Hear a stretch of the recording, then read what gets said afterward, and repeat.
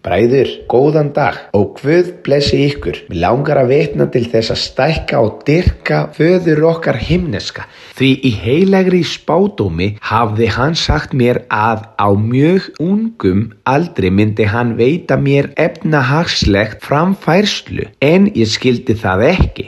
Guð sagði mér líka að hann myndi prófa trú mína og að ég myndi ganga í gegnum sjúkdómstilstand. Árið 2008 var mér greindur með alhliða lúpus, sjúkdóm sem samkvæmt læknisfræði hefur ekki lækningu. En Guð sagði alltaf að hann myndi dýrka sig og rugla læknisfræðina. Ég fór í skoðanir og á pappír og í prófum kom allt illa út, en líkami mín sýndi ekkert. Kom að því að prófin leiddi í ljós sjúkdóm í neðri útlimum mínum, mjög alvarlegt, og læknisfræðin gat ekki fundið nafn sjúkdómsins. Ég fekk lyfja meðferð, geisla meðferð, en engin batinn kom. Ég var í rúminu í 60 daga, ófær að bjarga mér sjálfur. Það var mjög erfitt, en þá var loforð Guðs og orð Guðs kom til mín. Blóðskyldu fjölskylda mín var svo áhyggjufull að eina lausnin sem þeim datt í hug var að fara með mig til galdramanns, en ég neitaði því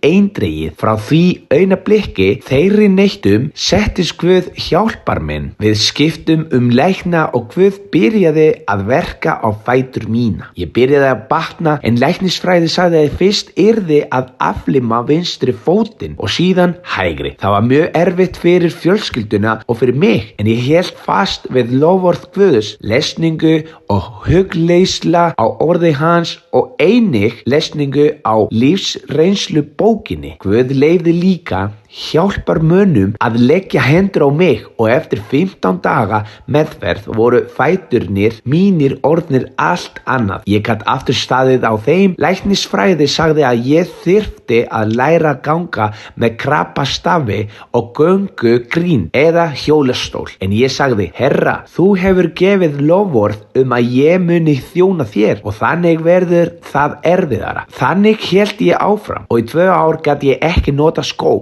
Mér þoldi ekki sokk á fæturna, en Guð hélt áfram að verka, og í gegnum þennan sjúkdóm gaf Guð mér lífeyri og efnahagslegt framfærslu, og eftir það byrjaði hann að lækna mig. Ég gat aftur farið í skó, og í dag sjáu þið mig hér, að gera mitt besta, með það markmið að þakka Guði, því ég er í skuld við hann, og ég vil vikna þetta til að stækka og dyrka föður okkar himneska.